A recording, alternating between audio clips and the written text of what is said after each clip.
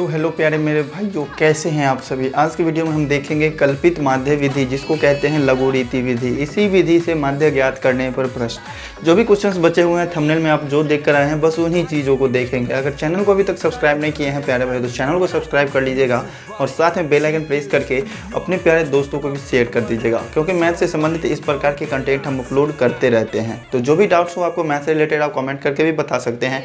आप लोगों के कमेंट के आधार पर ही वीडियोज़ अपलोड होते हैं। तो चलिए प्यारे भाइयों, आज का अपना वीडियो शुरू करते हैं। तो देखिए प्यारे भाइयों, बहुत ही प्यारा सा क्वेश्चन है। ये एक्सरसाइज का भी क्वेश्चन है। जो लोगों को कल्पित माध्य विधि से क्वेश्चन सॉल्व करने में दिक्कत आ रहा है, वो लोग भी देख करके सीख लेंगे।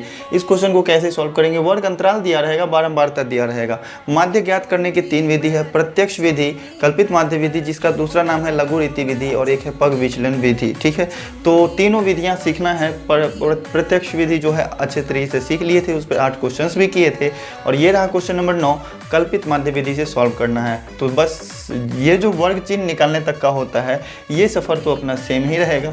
बाकी आपका क्या है, थोड़ा आगे से सफ़र चेंज हो जाता है, थोड़ा रास्ता चेंज हो जाता है। थोड़ा कैलकुलेशन कम करने के लिए ये कल्पित माध्य विधि का यूज़ किया जाता है। चूँकि प्रत्यक्ष विधि में आप देख रहे थे 125 को 150 से गुना करने पर थोड़ा ज़्यादा कैलकुलेशन हो रहा था, हार्ड गुना हो रहा था। उसी को कम करने के लिए एक माध्य की कल्पना की गई है यहाँ पर, जिसको हम कहते हैं डी आई नहीं एक्स आई के बीच में एक माध्य बीच वाला मान जो होता है उसका कल्पना करते हैं। तो उस सब चीज़ को भी समझेंगे। कल्पित माध्य विधि नाम क्यों है, तो एक माध्य का कल्पना हम करते हैं, इसीलिए इसका नाम है कल्पित माध्य विधि। और माध्य का कल्पना क्यों करते हैं, कैलकुलेशन को कम करने के लिए। तो वर्ग चिन्ह हम कैसे ज्ञात करते हैं, उच्च सीमा प्लस निम्न सीमा बटे 2। तो दोनों को जोड़ेंगे और 2 से भाग देंगे तो कितना आएगा, 5। इस दोनों को जोड़ करके 2 से भाग देंगे तो कितना आएगा, 15। इस दोनों को जोड़ के 2 से भाग देंगे तो ये आ जाएगा 25। इसी तरीके से इसको भाग देंगे तो ये आएगा 35 और ये आएगा 45। दोनों को जोड़ेंगे और 2 से भाग देंगे। ठीक है, वर्ग चिन्ह यहाँ से हमको पता चल गया। अब इसमें जो है, अब यहाँ तक तो ठीक था प्रत्यक्ष विधि से सॉल्व करने के लिए। अगर आप कल्पित माध्य विधि से सॉल्व करना चाहते हैं तो आपको इसमें बीच वाला वैल्यू एक मानना पड़ेगा, जिसको आप मानेंगे ए। चूँकि आपको यहाँ पर डी आई निकालने के लिए एक्स आई माइनस ए करना था, तो इसके लिए हम क्या करेंगे, एक बीच वाला वैल्यू मानेंगे। जैसे इसमें 5 टर्म है ना, तो आराम से बीच वाला निकल जाएगा। अगर आपको कोई सम संख्या के टर्म में जैसे 6 को टर्म दे देगा, तो बीच में 2 को हो जाएगा। 2 को होगा तो एक किसको मानेंगे उसमें से, तो उसमें से जिसका बारंबारता ज़्यादा रहेगा उसको आप ए मान लेना।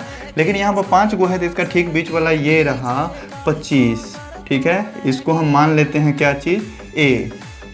ठीक है, तो अब यहाँ से हम डी आई ज्ञात कर सकते हैं। बहुत ही प्यारा सा चीज़ है। देखिए सिग्मा एफ आई का ज़रूरत इसमें भी पड़ेगा, बारंबारता एफ आई होता है, सिग्मा एफ आई का ज़रूरत इसमें भी पड़ेगा।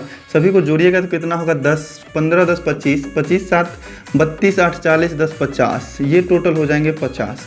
अब आपको डी आई ज्ञात करना है, मतलब एक्स आई में से आपको ए को घटाना है। ए आपने क्या दिया, 25 को मान लिया ए। अब आपको एक्स आई में से घटाना है, मतलब प्रत्येक टर्म में से आपको कितना घटाना है, ए का मान, मतलब 25 का मान घटाना है। तो ये 5 में से 25 घटाएंगे तो कितना आएगा, ये आ जाएगा -20। और इस 15 में से 25 घटाएंगे तो ये कितना आ जाएगा, -10। और इस 25 में से 25 घटाएंगे तो ये आ जाएगा 0। इस 35 में से 25 घटाएंगे तो आएगा 10। और इस 45 में से 25 घटाएंगे तो आएगा 20। ये समझने में कोई दिक्कत नहीं होगा। अब देखिए यहाँ पर कैलकुलेशन बहुत ही चुटकी में होने वाला है। 7 को -20 से गुना करेंगे, एफ आई डी आई ज्ञात करना है ना, मतलब डी आई जो निकला है 100 और एफ आई मतलब बारंबारता जो है 100, दोनों को क्या करना पड़ेगा, गुना। तो इस दोनों को गुना करने पर आ जाएगा -140। इस दोनों को गुना करने पर आ जाएगा -100। इस दोनों को 15 को और 0 को गुना करेंगे तो 0 आएगा। ठीक है, 10 को 8 से गुना करेंगे तो कितना आएगा, 80। और 20 को 10 से गुना करेंगे तो आएगा 200। देखिए कैलकुलेशन कुछ ज़्यादा नहीं हुआ। इसी तरीके से कल्पित माध्य विधि में कैलकुलेशन को कम करने के लिए इस मेथड का यूज़ किया जाता है। और पग विचलन विधि उसमें थोड़ा और कम है कैलकुलेशन। ठीक है, तो देखिएगा अब आपको क्या करना है, सिग्मा एफ आई डी आई निकालना। फाइनली जो आपने निकाला था उसका निकालना होगा सिग्मा, मतलब योगफल। सिग्मा एफ आई डी आई क्या हो जाएगा, तो देखिए 200 और 80 को जोड़ेंगे तो 280 होगा।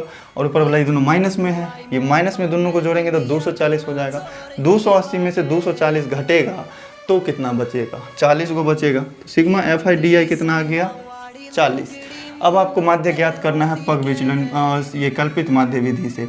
तो माध्य एक्स रेकरिंग बराबर क्या होता है, कल्पित माध्य विधि का फॉर्मूला अलग है, प्रत्यक्ष विधि का था sigma f i x i बटे सिग्मा एफ आई। इसका है A plus sigma f i d i बट्टा सिग्मा एफ आई। ठीक है, ये है formula, f i t i बट्टा सिग्मा एफ आई, और उसमें क्या जोड़ देंगे हम ए जिसको हमने माना था।